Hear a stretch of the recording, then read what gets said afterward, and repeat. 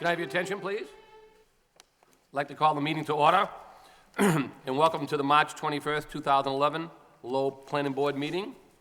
Tonight we have two matters on for our public hearing. The first matter is for a special permit, and the address is at 32 Branch Street. The Lowell Planning Board will hold a public hearing to hear all interested persons relative to an application by Branch Street Commercial Realty Trust for a special permit for the project located at the above address. The project proposal includes the renovation and construction of an existing two-floor mixed-use building to include a third unit in the existing footprint of a 3,290 square foot building on an 11,375 square foot parcel, providing 10 parking spaces for the complex. The building will continue to include 5 commercial units along the first floor. May we hear the case for the applicant, please? Hey, Mr. Chairman, before we begin, I'll be recusing myself from the discussion and vote on this matter. Thank you, Mr. Claymont. Mr. Chairman, members of the board, James Flood representing Branch Street Commercial Realty Trust. The owners of the property with me tonight are Ming Ong and Lun Lee Ong, who are the trustees of the trust. We're before you tonight requesting a special permit to add a third residential unit to the second floor of the building at 32 Branch Street. As the notice said, presently there are 5 commercial units on the first floor and 2 residential units on the second floor. According to the records at the City of Lowell Assessor's Office, the building was originally built in 1900. And the lot, I had a title exam done, and the lot goes back 50 years in my titles to 1943, the same existing lot. So what's there today was there in 1943. Mr. and Mrs. Ong purchased the property in 1997, and at that time the property was in a complete disrepair and was in unsafe condition. And in 1999, I appeared in front of the Board of Appeals to obtain a special permit to renovate a non-conforming structure by renovating the entire building into 5 commercial units on the first floor, and also received a variance at that time for commercial parking in the rear. Approximately 2 years ago, Mr. and Mrs. Ong went in and got a permit to put the 2 residential units on the second floor, and also a permit for the installation of an elevator to get to the second floor. I think most of you people are familiar with that area. It's a mixture of residential and commercial properties. It's a close neighborhood. Most of the customers of the commercial buildings, they walk to the property. On the second floor, there is 820 square feet, which they would like to convert into a 2-bedroom unit. It's adjacent to the elevator, so it would be a perfect spot for a handicapped person if there was looking for one.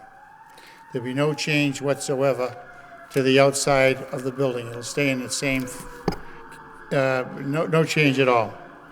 We appeared before the Board of Appeals last week for a variance for 1 parking space, and we discussed the recommendations that the DPD had put forward on the memo with the board, and we agreed to most of them. The board approved the request with the following conditions: that 1 space would be handicap accessible. We would reserve 3 spaces for residential units. We would provide rollout bins for trash instead of a dumpster. We would remove the dumpster, make that area available for snow storage. And we would restripe the parking lot, and in the event in the winter that any snow stored on the premises impede the parking in the spaces, we will agree to remove snow from site.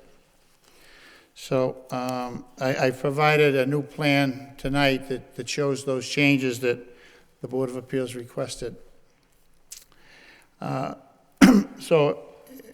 We're asking for the special permit, and we feel that the allowance of the special permit will provide for an additional unit of housing in the Lower Highlands, will not have an adverse effect on traffic or parking, because we do have a parking lot in the rear of the building, and one of the residents doesn't have a car, so it's hardly ever used in the back. The building is presently serviced by all utilities and municipal services necessary. The neighborhood character will not change because we're not changing the building.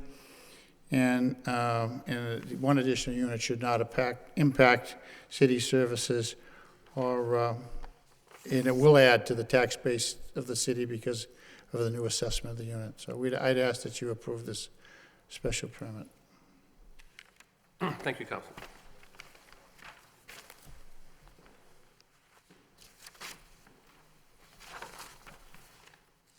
Anybody else here present want to speak in favor of the project? Mr. Chairman, members of the zoning board, members of the planning board, ladies and gentlemen, for the record, my name is Mark Goldman, 58 Oakland Street, Lowell, Mass. I was at the ZBA meeting last week, and I'm in favor of this. As the previous speaker said, this fits in with the neighborhood character. This will add to the tax base, and the ZBA approved this, and I urge the planning board to approve this as well. Thank you very much. Thank you, Mr. Goldman. Anyone else like to speak in favor? In favor? In favor? Hearing none, that portion of the public hearing is closed. Anyone want to speak in opposition? In opposition? In opposition? Hearing none, that portion of the public hearing is closed. At this point in time, do any of the planning board members have any questions?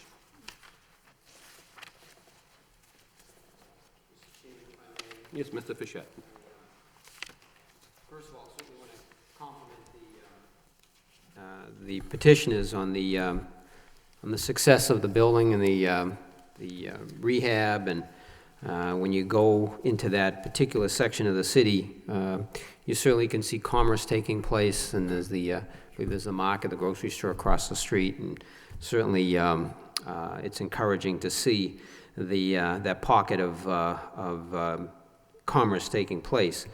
When I went to take a look at the parking in the building on Saturday, and usually I turn my phone off for these meetings, but I actually took pictures of it when I was out there because I was surprised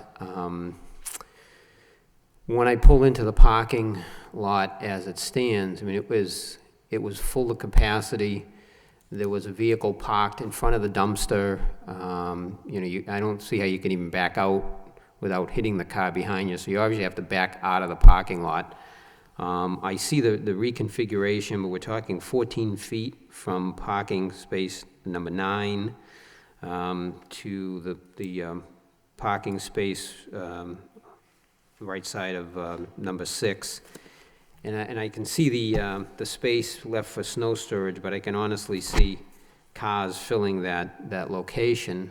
And then when I went to leave the corner of Nickel Street, I mean, it's great. I saw people coming out of some of the businesses and going into the businesses that are located here, but they were parked on both sides of Nickel Street. I actually had to back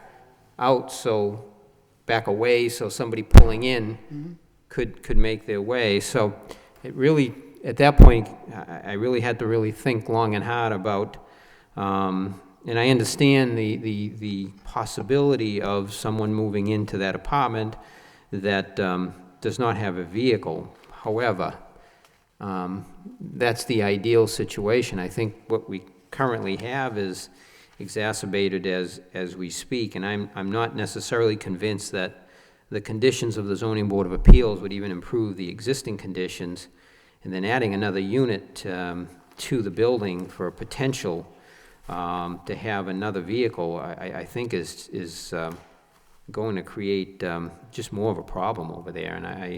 And again, I commend the petitioners. I think the building, it's just great to see the businesses operating in there. I have serious reservations about what's being proposed. I did look at what was approved and the revised plan here, and I'm still somewhat concerned about even the trash pickup. I think it's, from a practical standpoint, I think it's going to create still some issues over there. And I think the spot where it's located, snow storage, it's pretty hard to isolate it so a vehicle won't end up there, because I think you're going to make it difficult for vehicles to come out of spot number 8, 7, and 6. Having said that, if you don't put something there, I think you're going to see cars fill that spot in. So I really looked at this. I approached it with, I really thought it was going to be pretty simple decision to approve what was being proposed, but given the parking situation, I can't in good conscience say that I would approve what's being proposed. Thank you, Mr. Chairman. Thank you, Mr. Fisher. Mr. Gentleman? Thank you, Mr. Chairman. I had a question about the trash removal. So the suggestion is to remove the dumpster and go to the rollaway, bins that will be picked up by the city? No. Well, for the residential, yes, they'd be picked up, but the commercial would have their roll-out bins too, which would be picked up by a private company. I see. They have those. I see. That was at the suggestion of DPD. Okay. So where would these bins be stored? They're going to be stored on that concrete pad. Okay.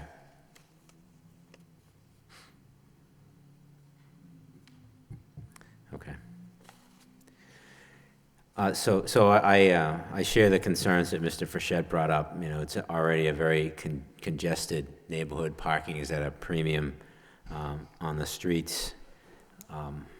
It's already under the present conditions very difficult to park there, and adding an additional apartment is going to only make that suggestion. I think if you went over it at night, you'd see nobody in that parking lot, and that's when the resident would be there. And there's nothing we can do during the day. We have parking, but at night, the stores are closed, they close early, and there's plenty of parking for the residences. One of the residents doesn't have a car, and that's why the Board of Appeals asked for 3 spaces. But at night, there's nobody there. Yeah, I don't know if we can count on the residents having no cars on a long-term No, but right basis. now, there's one that doesn't. But assuming there's 3 residents, they all have 2 cars, that's 6 spaces at night. Most people would go during the day, so. I think People might want to use their parking spots during the day, too. No?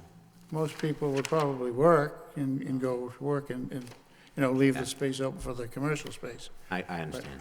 Okay. That's all, Mr. Chairman. Okay. Thank you, Mr. Gentleman. Mr. Lockhart? Yes, I too have some strong concerns about the capacity of the parking area. To begin with, the code requires 11 and you have 10. When you factor in the trash pickup and the need for space to store carts, as well as recyclables too, I think, you show a concrete pad there. I'm not sure how big that is or how big the carts are, but theoretically, you could have cars all parked across that. They wouldn't be able to access it at all. So I think you're really trying to, you're just creating a congestion there that is potentially unsafe. The trash pickup comes early in the morning, Mr. Lockhart, before the stores are open. So there'd be nothing blocking it at that point in time. I don't know, it just makes me uncomfortable that it's stuck there and you really can't get to it if cars are across there. I don't care what time of the day it might be. The solid waste recycling person, Gunther Wellenstein, he's done a very good job of itemizing the different needs here, and he more or less sees the same concerns. And my other concern is I don't have any documentation here from the fire department, and in such a congested area, I would prefer to see that before I would do anything with this project. That's all I have, Mr. Chairman. Thank you. One of the questions I have, so where the rollout bins are that are on the concrete pad, Correct. Okay, so does the trash collection come in the parking lot and then go over to the concrete pad to pick up the Well, trash? they come in, right now, they come in and take the dumpster out, Right, which is, they come in between 7 and 8 o'clock in the morning, and they would come in and do the same thing, to take the commercial roll-out bins, empty those also. so if there was someone parked in parking space 6, 7, or 8, how would they get to the bins? Well, the stores aren't open in the morning when they come. But if you're gonna have people living on the second floor, and if they have a guest over, or someone parks in number 6 instead of number 5, so how do we get the, Well, it's our intent to assign every unit a reserved parking space, so we can make sure that it's not blocking the... I see, I know you have, for reserved for the dwelling, you have 2 spots. We have 3, that's what the Board of Appeals asked for. Okay, so you have 3, 4, and 5. Yep, Okay. that's what they asked for. So- But we could And add how many more. units you gonna have upstairs? 2? Excuse me? And how many units will be upstairs? There's 2 up there now and one additional, so 3. 3. So if anybody has more than 1 car, they're gonna pick up into one of these extra parking spots. If they have a guest, for example. But we could always assign one of the other spaces on the other side. I can see where the problem would be if someone's parked in 6, 7, or 8, that when the trash collection comes in, the cars would be blocking that pickup. I mean, even if you post a sign, no parking, park any other spot, it's still hard to be enforced to have those cars moved to get your daily pickup of the trash. I mean, would it come weekly, I imagine.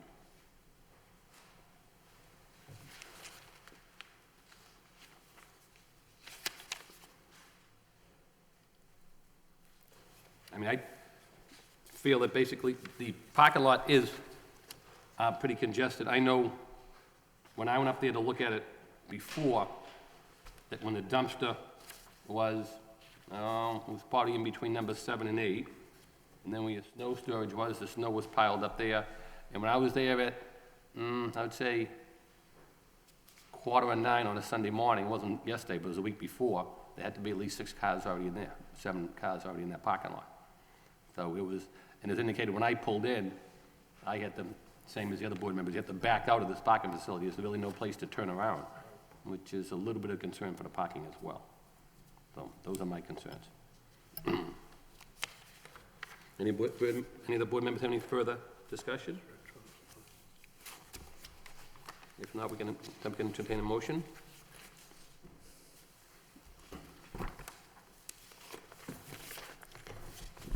Mr. Chairman, I make a motion that, to deny the special permit on the basis of the inadequate parking to accommodate the additional unit that's being proposed. I'll second that, Mr. Chairman. Motion is made and second. All in favor, say aye. Aye. Chair votes yes. Anyone voting against the motion? Hearing none, so the motion is to deny, 4 in favor, 0 against, and 1 abstention. Thank you. Thank you.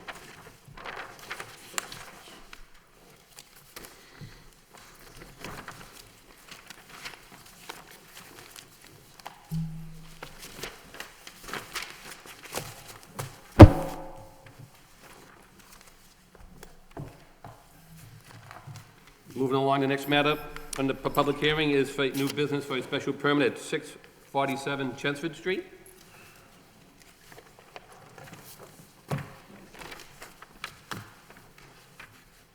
The Lowell Planning Board will hold a public hearing to hear all interested persons relative to the application by Demetrius and Nikki Canavaz for a special permit for a project located at the above address. The project proposal includes the conversion of the existing 5,775 square feet two-family dwelling on a 6,250 square foot lot with a 3-unit dwelling providing 6 parking spaces and 945 square feet of usable open space. Access to the lot will come off Viola Street. The proposed conversion will not expand the size of the existing building. The project is located in traditional mixed-use zoning district and requires special permit review under section 8.1 and 8.13 of the zoning ordinance. May we hear the case for the applicant, please?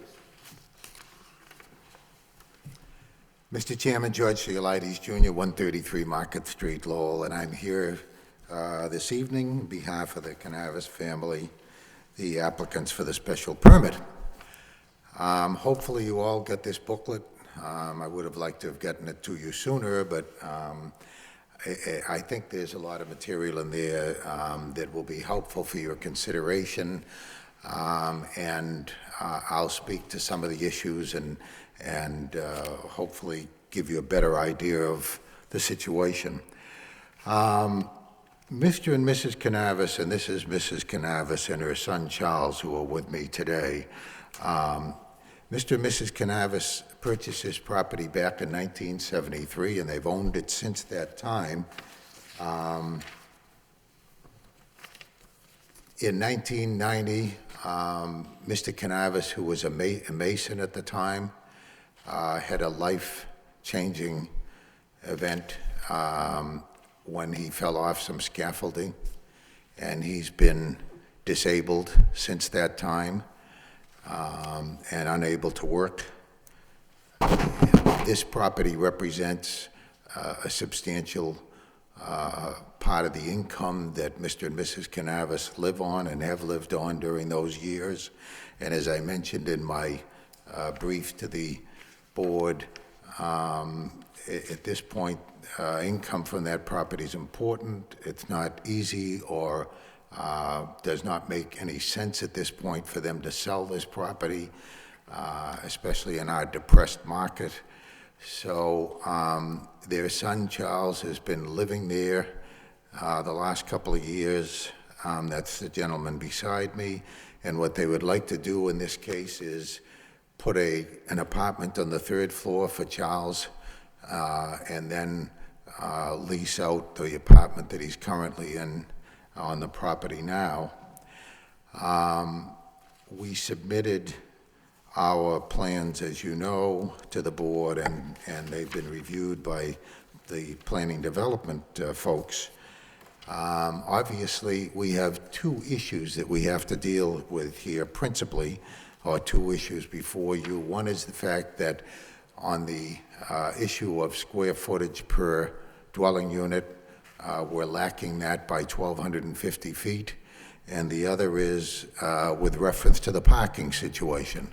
We tried to provide 6 spaces, but obviously it was in a configuration that was not very, I'll say efficient for lack of a better word, and probably not very good for the structure in the neighborhood itself. But you know, some ancient Greek philosopher, I can't remember his name, said out of adversity comes opportunity. And based on the memo, which I'm sure you've all read from the folks at the Department of Planning and Development, or whatever the new name is, I can never remember it now, Aaron. We sat back and took a look at the situation again to see what we can do. And we're very much aware of the sensitivity of parking in the area.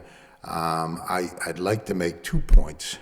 Number one, I received a call from a gentleman by the name of Eric I-N-G, who he and his mother own in 2 properties, one across the street on Viola and another across the street on Chelmsford, I think. Yeah. And he told me he wanted to go on record as being he and his mother in favor of this, and they had no problem with it.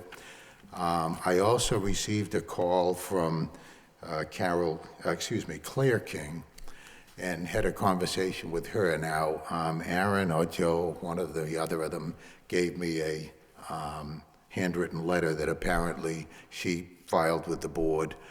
I can say that in my conversation with her, she had two problems that she was concerned with. One was the fact that the sidewalk was blocked by snow this winter, and of course I think there isn't a sidewalk in the city of Lowell that wasn't, but it's certainly a legitimate concern. And the other was with regard to a tree on the property that some pine needles apparently were falling and creating a problem for her garden. Charles here went up and spoke with her. We thought that it would be helpful to give her an idea that we want to help solve the problem too. So as I said, out of adversity sometimes comes opportunity. What we've now revisited the plan, and what we now propose to do for your consideration this evening is to take down the 2 garages. I assume you've all been up and seen the site, but they also show up on the satellite view that I gave you. We propose to take down the garages and reconstruct them a sufficient distance away from the sidewalk so that there's never any issue of any car being parked on the sidewalk. And we would therefore have 2 new garages, approximately another 6 or 8 feet back from there, whatever would be appropriate, and allow for parking 2 cars in the garage and 2 cars in front of the garage. That would take away the stacking of the 4 cars, which were shown in the present proposal as being in the driveway adjacent to the house. This proposal really, this change, I should say, in the proposal really gets us, it brings on 4 big pluses as far as I'm concerned. The first one is it makes sure that there are no cars that are on the sidewalk. The second one is it takes out the issue of cars being too close to the house, as I mentioned in the memo that you got. It solves the issue of the curb cut, which is also in the memo there, because we wouldn't need any wider curb, and the 1 curb that's there would provide access for the 2 cars to get in the regular driveway. And it would also assist us because in completing this project of the new garage and the additional space, we are proposing that what we would do is either but we would use some form of a pervious surface. Right now, the current driveway is a gravel kind of thing, and that picks up a lot of water, but we would do the same thing either by way of pavers or additional gravel in front of the garage, so that we would be picking up all the stormwater and take care of the concerns that were voiced about stormwater. In addition to that, we would not only install the hard wiring which calls for by the fire department, but obviously we would follow every aspect of the code in building this new apartment on the 3rd floor, so that obviously we would be required to, and we would. So I think that by making this adjustment, and what we're willing to do is come back to you with a new plan. I wanted to run this by you tonight now that we had the opportunity to revisit this situation. I think that by coming up with this new plan, we can solve a lot of problems along the way, because first of all, there'd be no question about any cars on the sidewalk by moving the garages further back. And as I said, we can also provide a situation where everything else is vastly improved, including, by the way, 2 new garages, which obviously would be a nice new benefit to the community and to the area. So that's, I think, pretty much my story for now. I have my folks here if there are any questions the board has of them, and I'll be glad to answer any questions that the board might have as well. But obviously what I'm proposing is we would bring back a new plan along the lines that I mentioned to you, and I think that we can make a better situation for the entire neighborhood that way. Thank you, Councilor. Thank you. Anyone here want to speak in favor of this project? Mr. Chairman, members of the planning board, my name is Mark Goldman, 58 Oakland Street, Lowell, Mass. We should record in favor of the suggestion that the proponent is making, and urge that the board, in the due diligence, agree to what the proponent is suggesting. Thank you very much. Thank you, Mr. Goldman. Anyone else want to speak in favor of the project? In favor? In favor? Hearing none, that portion of the public hearing is closed. Anybody want to speak in opposition? Yes, ma'am. Just come to the microphone and give us your name and address for the record, if you would, please. Hi, I'm Judith Durant. I live at 50 Viola Street, and I love the idea of the new garages. That's really great because those are certainly an eyesore. But I don't see that that's going to solve the stacking problem with the parking. Because if you've got two garages, you've got two cars in there, two cars are not going to park behind those garage doors. There's too much jockeying going on. So no matter what, we're still going to have more cars on the street. And the problem with this particular place is it's right on the corner of Chelmsford Street, and the street is not wide enough to accommodate 4 cars. We got cars parked on one side, we got cars parked on the other side. If you're coming down the street and someone is coming in, somebody has to back up. So parking is an issue, and another issue that I and a lot of my neighbors have is that there are another 16 two-family units, two-family homes on that block, and if everyone gets a special permit to put an apartment on the 3rd floor, parking is going to be ridiculous. We'll have to go to a one-way street or something. So I think parking is the only issue that we all have with the project. Thank you. Thank you, ma'am. And just for the record, we did receive a letter from Claire King, and this is addressed to the planning board, and request, gentlemen, my name is Claire King.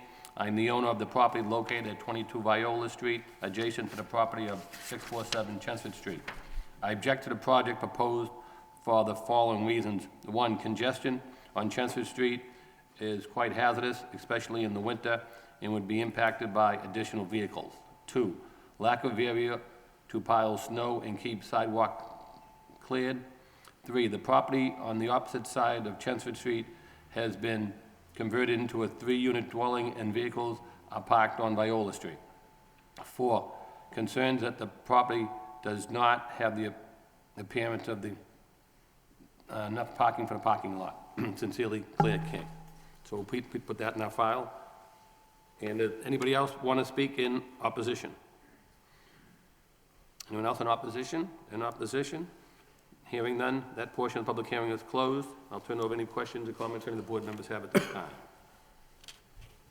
Mr. Chairman, if I could Yes, Mr. Fischett. ask a question. Mr. Leides, I just, and maybe I missed it, but the 4 proposed parking spots that you had on the plan that was submitted between the house and the garage, are you proposing to eliminate those or keep 2 of those? Is that? Keep 2. Keep 2, okay. Would they be side by side or? Side by side, Side by not, side. not, But then you'd be, okay, right. either stacked or side by side, okay. You know, again, the difficulty, as a matter of fact, I think probably, you know, what, we look at the zoning and what we have in place to basically preserve what's there. And we've, you know, went through extensive existing conditions analysis when we came up with the zoning, and, you know, we've got the TMU zone here mainly because it's multifamily. It's basically 2-family units that we're looking at. I think even in your own proposal here, I was looking at this on Chelmsford Street. When you look at the residential units and the lot sizes, I mean, you have a single-family 5,300 square foot lot. You have a 2-family 11,500 square foot lot, a single-family, a 3,400 square foot lot, another 2-family, 6,100 square foot lot, another 2-family, 59, a single-family. It mixed, peppered in here is some retail, 1 3-family, with 5,100 square feet, a 2-family, 57, another 2-family, 29, and another 2-family, a single-family, I'm sorry, 2 single-families at 5,000 square foot, and the other one at 29, and another single-family. I think clearly the and I believe, as a Judith Duran and Viola, it indicated all the two families that are on Viola as well. And in a way to really control that, so that we, these were really nice traditional Lowell neighborhoods where you had the two-family and, there's a great history with a lot of the neighborhoods and how they developed and they really were tight-knit neighborhoods. But they do have, this particular property actually aesthetically looks very nice. I mean, you've got some open space behind the building, behind the garages. Also from the corner of Chelmsford and Viola at that angle, you actually have a nice plot of space there. So it really, from an aesthetic standpoint, it's a very nice two-family. I really think when we start looking at the lot area per dwelling unit, and mainly, at least from my perspective, and the argument that's usually presented before this board on large developments, when we talk about a reuse of a church building, that's pretty hard to stick with, the lot area per dwelling unit, because it doesn't make any sense. You'd have to have 4 units in a 10,000 square foot building, so it doesn't work. But when you're looking at these homes and these residential neighborhoods, this is really what's in place to make sure that it doesn't slowly we start to whittle away at these neighborhoods. And when you couple that with the parking situation, and regardless, you're still gonna have to have back-to-back, or if you have them side by side, you're gonna be encroaching on the building for your parking. I think regardless, on Viola, you're going to be looking at a parking situation that's really going to, I don't think is going to do much to enhance the neighborhood. So, and as you know, and I can appreciate how you describe the economic situation, but even for variance, that's not a hardship. A hardship is what's physically tied to the physical layout of the lot and the restrictions that you have within the lot. But I think, for what I'm looking at, what's in place from the zoning code and what we have in place to really preserve what's currently in the neighborhoods and to allow for some development or expansion that has some control in place so that we don't slowly eat away at the character of the neighborhoods. And so I just have difficulty with allowing this, and I think, once again, if we allow it for this particular petitioner, I think that you could probably come back before us with a dozen other similar proposals that be tough to argue that one is not arbitrary and capricious in making a decision. I have difficulty with that. So, from my perspective, I would not be able to go along with this proposal. Thank you. Thank you, Mr. Fischett. Mr. Jedman? Thank you, Mr. Chairman.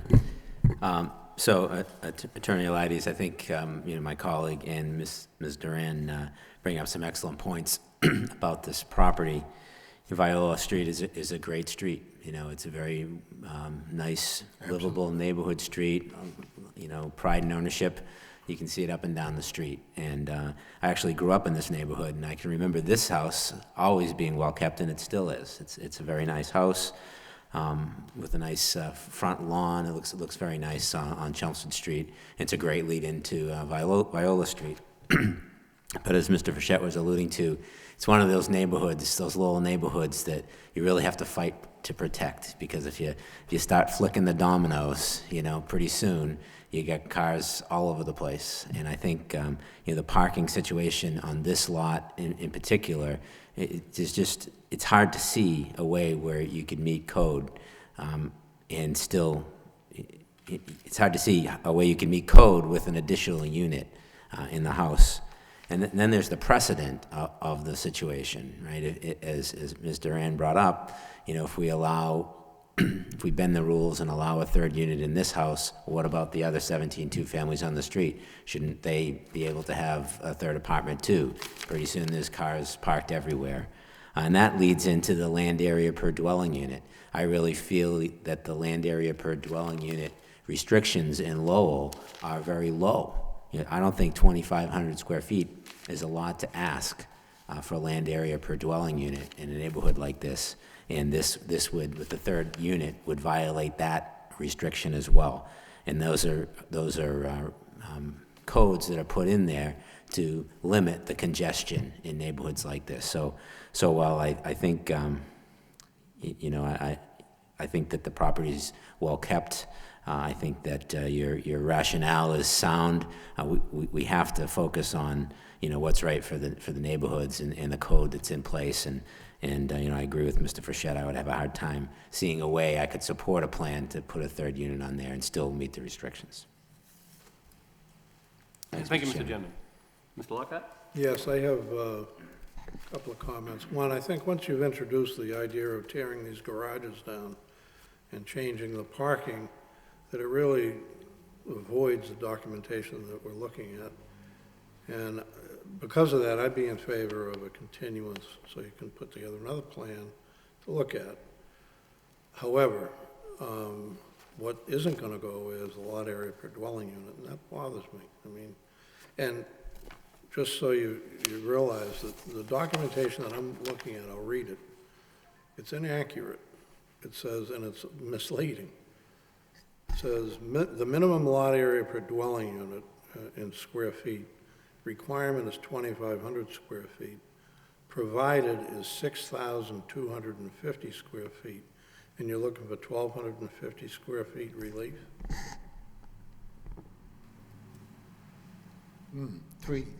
The 6250 is there. Right. So 2 units that are currently there would take 5,000 square feet, and the third unit we seek All right, I'm sorry, I'm misreading that, yeah. I'm misreading that. scared me for a minute, Mr. Lockhart. I thought my mathematics were All right, my were math gory. wasn't as quick as it should have been, I'm sorry. So, you know, what we're looking at is not accurate, and I think if you do that, then a number of these issues that have been brought up by the various departments may go away. That's all I have, Mr. Chairman. Thank you. Attorney Claremont? Yes, thank you, Mr. Chairman.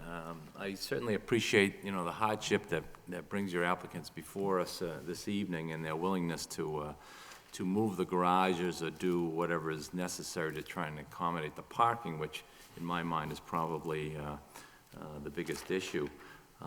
If you were to rebuild the 2 garages, the proposal would be to move them back so that there'd be a driveway in front of each and there'd be a parking spot in front of each garage. Correct. And that would still, obviously, still have the issue of the stacked parking, so you'd probably need to get a variance for that as well. I would seek that, yes. I suppose that could be dealt with by, you know, assigning one garage to one unit and one garage to another unit and the open lot to the third unit, so they wouldn't have to be fighting with other tenants to get in and out of the property. But just a couple of thoughts came to me as we were looking this over.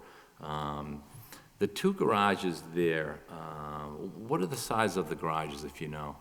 They're just single Single unit, garages, single-car I'm not garages. sure exactly, but they're not particularly large. I'm just wondering if some area can be saved by making 1 2-car garage. You know, you're very tight on space there, if that would be helpful. If I may, just on that thought, and again, I'll make some other comments later, but I think I should make the point that what I said about doing that was the beginning of a thought process to try to do some rearranging there. That's why I'd like some more time to do that, but I'll deal with Mr. Frechette and Mr. Gendron's issues too, but that's a good suggestion, Mr. Claremont. The other possibility, as I look at it, is if you were to eliminate the garages completely, if they came down, and you made that area an open parking area, you've got it's 50 feet wide, and I think the parking area runs about 49 feet from what I see on the plan. So you now have a parking area that's 50 by 50 almost. And if you were to look at the existing curb opening, pull in a car and you could probably put 3 or 4 spaces, maybe even angled spaces on one side and 3 or 4 angled spaces on the other side. Correct. You might have the opportunity to get either 6 or 8 spaces without the garages being there if you wanted to eliminate the garages. And that might present some opportunity for some landscaping in that area and that type of thing. So there could be some things that are done there.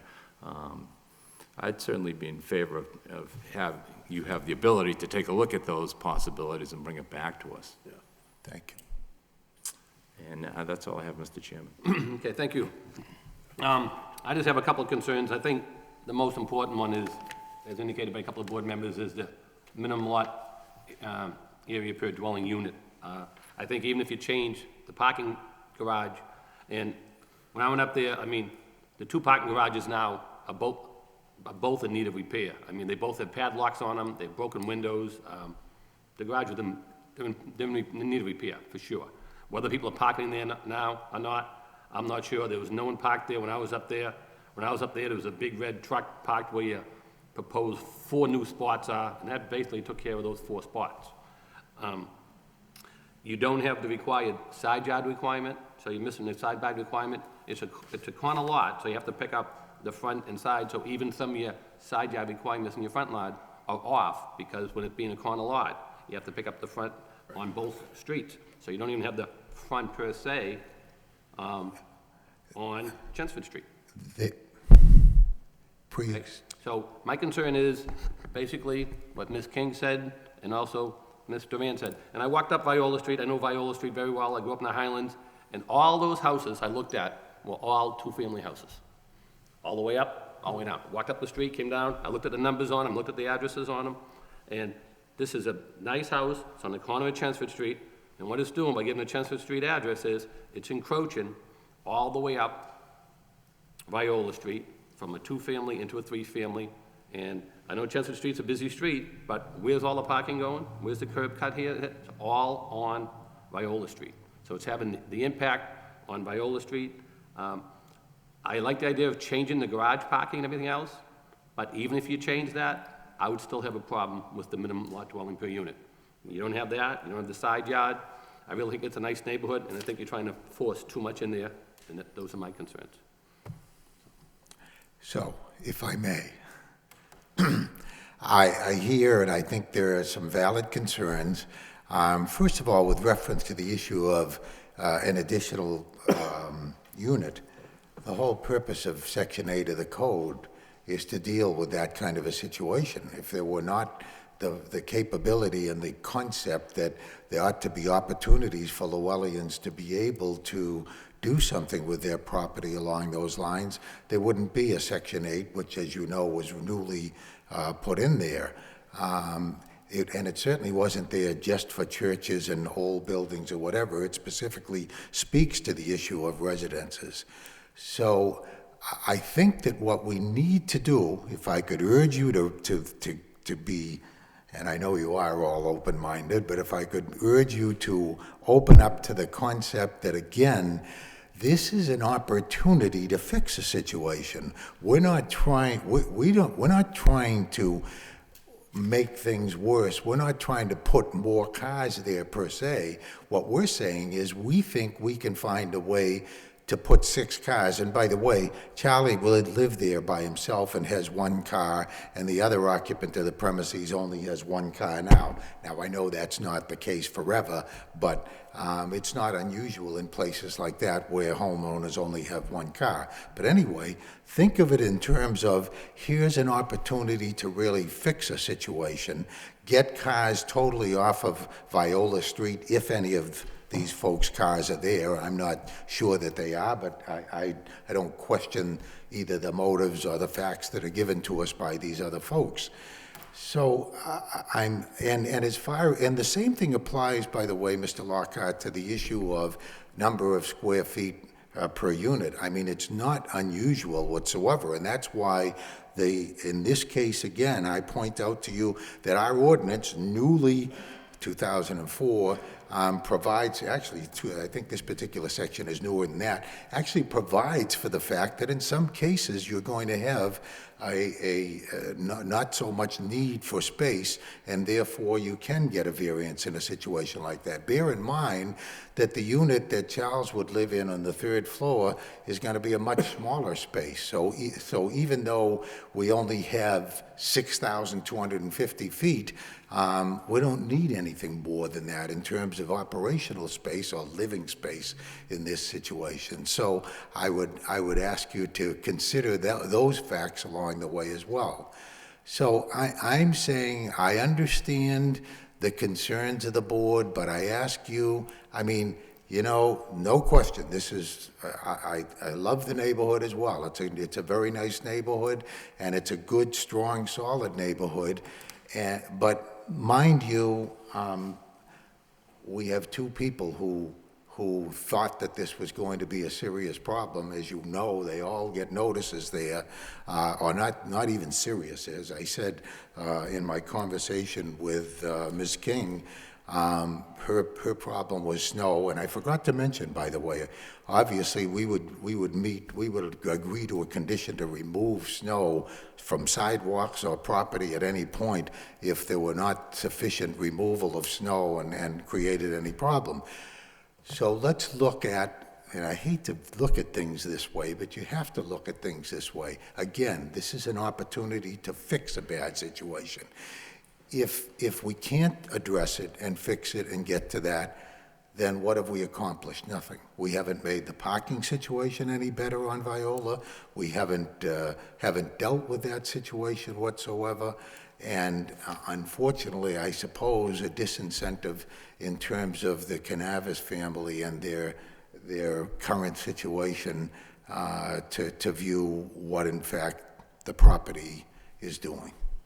So I'm asking, I don't want to put them through additional expense. First of all, I want to mention Mr. Thomas and Joe and Aaron do a wonderful job when they do these reviews. On page 2 of their memo, they talk about missing items from the plan, and I think you're all aware of the fact that those aren't the kinds of items on a plan that necessarily are required for this particular kind of petition. So I would be asking for a waiver. I don't think I've ever had to do that before, but since we're pointing out that the plan itself doesn't have that, I think it would be appropriate for me to mention that. And then I would ask you to give us the opportunity to readjust this plan. Obviously, it's going to be some expense to them to get a professional to continue on and figure that out. So if I'm asking for that opportunity, on the other hand, it's a risk that they would have to take, and I will explain that to them, that it's very possible we could adjust the plan and come back and not please you folks. Obviously, as well, I'd like to go back and talk to this lady who was nice enough to come here tonight, as well as Ms. King, because I actually had, I thought, a pretty good conversation. My client was even willing to do something about the tree in the backyard that created a problem for her as well, and we certainly wanted to help her out too. That's my story.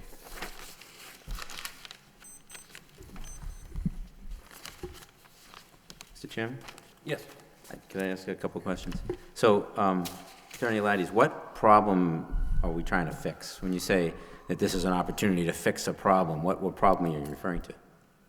Well, the problem theoretically, and I don't believe anyone has ever said this, but the problem theoretically is that as a result of the current car situation, maybe this property, maybe, and I don't grant that it is somehow having an adverse effect on parking in the neighborhood and on Viola.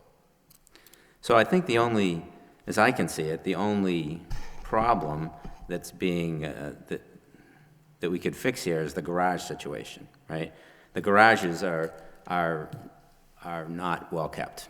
Okay, the garages are in disrepair, and as was stated, they're padlocked, they're not being used as parking spots. They could right be now. better, that's for sure. And so I don't think it's fair to come and say, well, you know, we haven't done a good job maintaining these garages, so let's put another third unit on here and we'll fix it. I mean, that doesn't seem quite genuine. I'm not saying it in that fashion, although I know what you're saying. What I'm saying to you is, here's a case where here's an opportunity for you to give an incentive to somebody to go and take care of that. Okay, that's better. Right. Because I don't think it's No. right Yeah, to create I- a bad situation on your property and then come down and say, well, if you give me this, then I'll fix this problem that I've created. Absolutely. That's I not agree a good way to 100%, approach but things. now we can incentivize. And I think the land area per dwelling unit restriction is there to control congestion in neighborhoods just like this. So, well, sure, there are some times where it makes sense for us to vary from that and to, allow relief to that. I just don't feel like this is one of them. I think that adding that additional congestion to this neighborhood is something that would be detrimental to the neighborhood. Another thing I want to pick up on that you said, is you made a point that we had one person come down and one person write a letter and there's a long street. I think that doesn't mean everybody on the street's in favor of it, right? Everybody's busy, everybody's, people are unfamiliar with the workings of government, they're not sure what we do. I think the fact that we had one woman who had the courage and made the time to come down here shows that there is concern in the neighborhood. So I think that's not really a good argument that we only had one I person didn't make it come in down that here. negative fashion. I said it was wonderful that she You never came say down. anything in a negative And- fashion, and Attorney I- and Elias. You made comments and I'm just responding. I'm going to try to help her.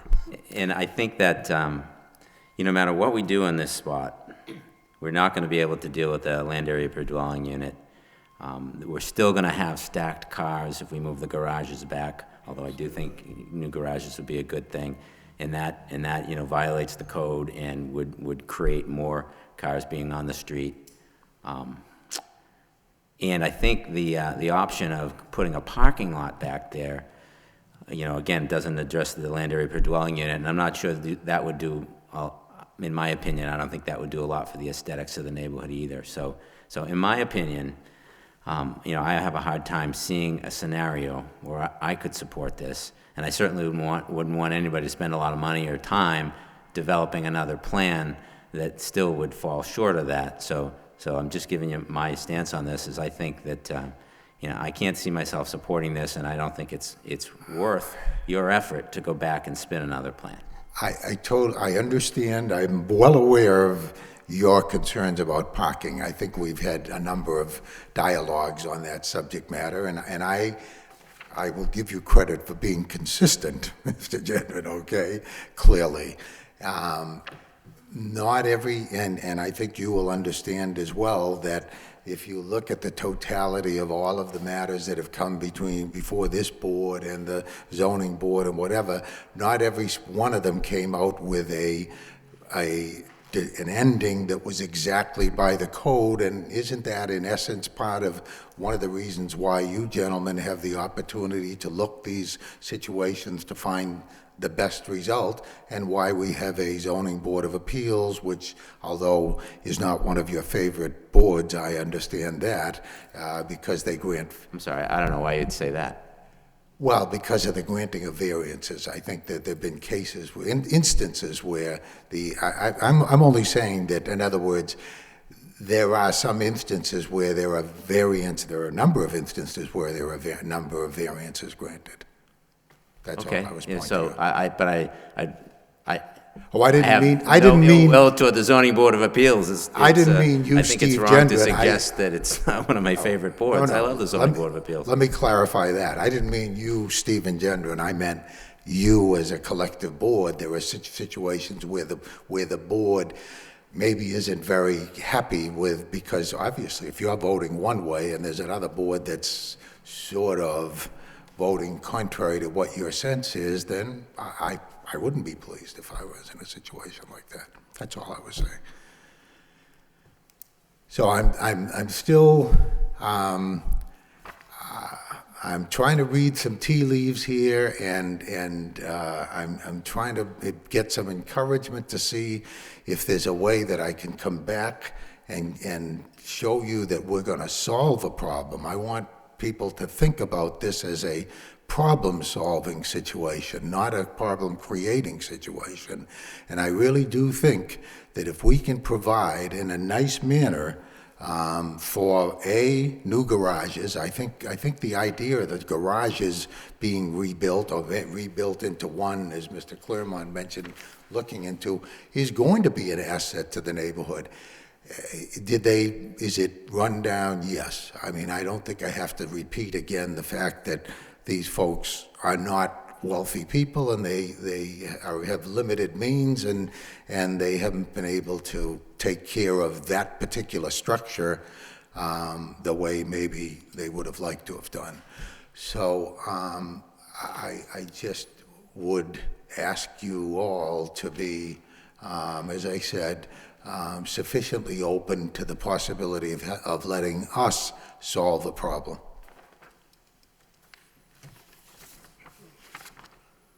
Mr. Chairman? Yes. From my perspective, I do see this as an opportunity. Obviously, the garages have to come down in some fashion, either to be rebuilt and moved, which would be an upgrade, or to be eliminated completely if the opportunity presented itself to have a better parking situation with an open parking lot. I also see an elimination of the concrete driveway that's there now with some form of pervious pavers. We've seen those, how nice they can look, and the opportunity also for some landscaping back there with some trees, bushes, et cetera. So I do see that as an opportunity. I certainly understand the lot area per dwelling unit is problematic, but we've got a building itself that won't change. We're not talking about any structural changes as far as that's concerned, or the outside of that building is concerned. And I'd like for them to have the opportunity to present an alternative idea, if that's a possibility. So I would be in favor of continuing this to give them the opportunity to do that. Mr. Chairman. Yes. I agree, and I'd make a motion for a continuance. I agree with what Attorney Claremont has outlined there. And we'll make a motion for a continuance to give the applicant enough time to present another plan. I do see an opportunity here to improve this property. And I just want to caution the applicant that, once you start tearing down garages and trying to accommodate parking, the potential is there to kind of change the character of the neighborhood or to go in that direction if you see a lot of asphalt or something back there. Maybe Understood. even to work with Department of Planning and Development and coming up with a nice landscaped area there that would improve the appearance of the whole neighborhood. Thank you. That's all I have, Mr. Chairman. Mr. Chairman, if I may, I'd just like to ask a few questions. I'm just trying to understand the situation as well. I know Attorney Leidy's, I guess, when you made your initial comments regarding a financial situation, I believe one of the units will be, for lack of a better term, owner-occupied, will not be leased. Correct. Currently, that is correct. One of them is owner-occupied, and the other one is leased. That is correct. The difference would be it would provide another unit and another income for these folks. You know, because I'm looking at, the cost to tear down the garages, the cost to build new garages, the cost for the pavement. When you start looking at a cash flow analysis based on the rent that you're going to receive, based on what the cost is going to be, I don't know really if that's, sure, yeah, absolutely. You have to state your name and address for record, please, sir. My name is Charlie Canavis. I am the owner's son. My father is not able to be here. Anyway, they've owned the house for a long time, and there's been tenants in that house for as long as they've owned it. What's his name? The Picalas have been there since before they owned the house. They've never had an opportunity to address a lot of the problems the house has had because the tenants have been in the house, living there. And it's tough to replace the knob and tube, electrical, and change some of the plumbing. You have, things that have to be up and running. Tenants need these things right away. We were faced with the opportunity about a year and a half ago, 2 years ago, where the Picalas moved out and the upstairs people were also out of the apartments. And we did the whole house over. We changed the plumbing, we changed the electrical. The whole house, from top to bottom is fixed up, brand new, as far as, as best as any other rental property in the city of Lowell can be. At one point, we ran out of money to, fix the garages. Not that we want to leave them in disrepair, or that's the condition we want, or we want to dangle that as a carrot out to you. That's something we want to do on our own. But, it hasn't been able to do as of yet. We're facing the situation here, and we're trying to figure out what the best for the property is. And in order to address the problem of the parking for the third unit, we're bringing in the garages as a possible solution to that problem, and maybe we can take care of how, the garages look and the appearance. And I didn't want to, bring the garages in from the beginning and say, complicate the matter. I would say, we're here for the third apartment. That's an income for my parents to live off of. Another I pay them, a little bit of rent there living. It's not that I live there for free, but now that we're on the subject and looking at the property as a whole, if we can address the garage issue, we're more than willing to, and more than, we'd love to do that and fix it. But we're here, we're asking your permission. We're not trying to do anything behind anybody's back or sneaky. And, that's why we're here. We're trying to do things by the book. We're here from Lowell, born and raised, and, that's where my parents are going to die. They have a house on Staples Street that my father built, and that's their house where they live. And like I said, this is what they live off of, and I'm just trying to expand on that and give them a little bit more so they can, live a little bit comfortable. Things are more expensive nowadays, the electric, the heat, everything. This has been a tough winter, as everybody knows, and we've been one of the cleanest houses on the street, as you can ask. Judith is your name? My name is Judith. Judith? The school kids had to wait for the bus on Chelmsford Street because you couldn't get through that sidewalk down there at all. Which sidewalk? The sidewalk at the corner of Viola and Chelmsford Street on your property All right. wasn't cleared, and kids Everything from Claire King's house. Sir, if you have a question, you address them to the chair, not, Okay, I'm sorry. narrative with the people in the audience, Everything please. from Claire King's property down to the no parking sign is completely cleared off all winter long, no matter how much snow we've got.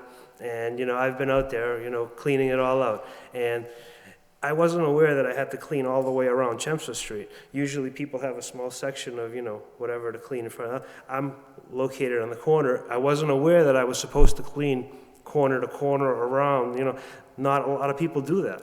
And if that's what you ask of me, I would be more than willing to do it.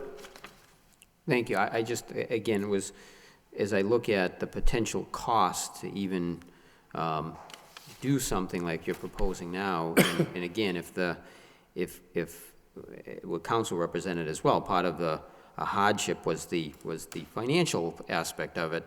I'm just not sure that that's going to be the end result, at least in the short run. Well, they've they've owned the house for 30-plus years, and I don't think they're looking at it as a short-term investment. Sure. They're going to keep it for as long as they're here. And, I don't see, anything changing, whether it's, a two-family or a three-family, but, this would definitely help them, and we're asking is for your consideration. Okay. Thank you. Thank you very much. Well, Mr. Chairman and Council, you say you're trying to read the tea leaves. I guess my concern is I don't want to see the applicant expend more funds to work up a design that's still not going to take care of the lot area per dwelling unit. That's just not going to be an issue that's going to change. I understand that we can reconfigure some of the parking. We're certainly going to lose some open space. There's no question about that. If you end up pushing the garages back, there will be less space behind those garages. And if you take the garages down, potentially you can have something that looks like a small retail parking lot back there. I mean, obviously you can dress it up, but I just, believe me, it would be easy just to say, hey, this is great, and, but we have, regardless of the amount of people that may come to even oppose a project, we have a higher responsibility as we sit here and we look at these projects. And looking at what the intent of the zoning, we look at the city's documents, the master plan, preserving neighborhoods, neighborhood character, how that was one of the #1 items in that master plan, and residents were polled across the city. And I really see this as a situation where we're trying to preserve really the the character of what this neighborhood is, and it's predominantly two-family units and single-family units. I mean, that's what it predominantly is made up of, and I just don't see that, that changing, so that's all I have to say, Mr. Chairman. Thank you. Okay. So I believe we do have a motion on the floor to continue with a second. So at this point in time, we'll take a vote on that. We have a motion to continue and second. Anyone else going to vote in favor of the motion to continue? You taking a vote? Yes. I'll vote in favor to continue. Okay, so we have one continued, two to In continue. favor, yeah. Anybody in opposition to continue? No, I'm in opposition. Opposition, Mr. Gedman? In opposition to Mr. continue. Fischett? And I vote in opposition as well. So therefore, the motion to continue does not carry. So at this point in time, we either vote for motion to approve or motion to deny.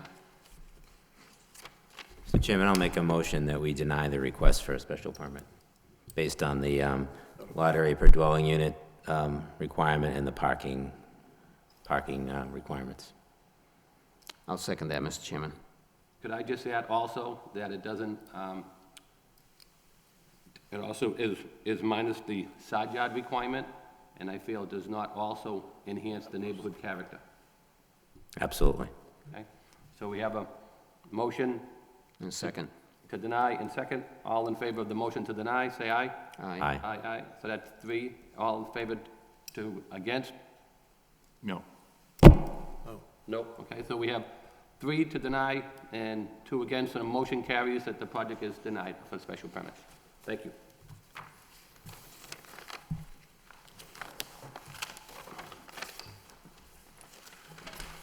Thank you for the opportunity. Moving along on the agenda, we have notices from abutting towns. We received those from correspondences from the planning and development. Anybody have any comment on the notices from the abutting towns? Hearing none, entertain a motion to place those on file. So move. Second? Okay, motion made, final place on file. Any other general correspondences? I'll start with planning and development.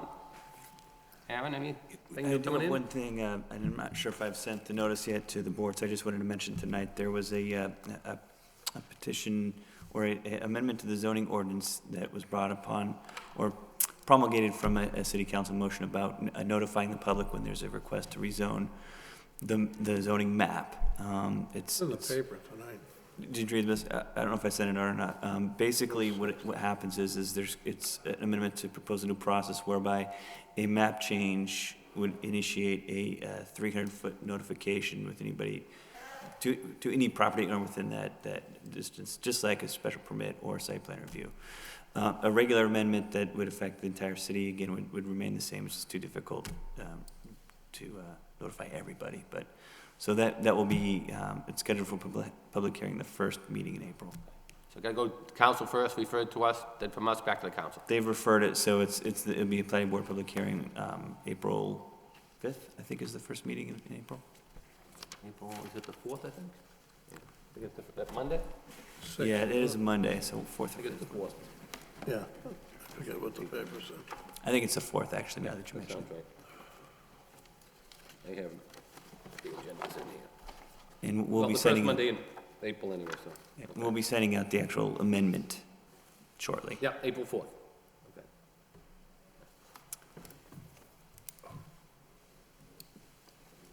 And that's Anything it. further?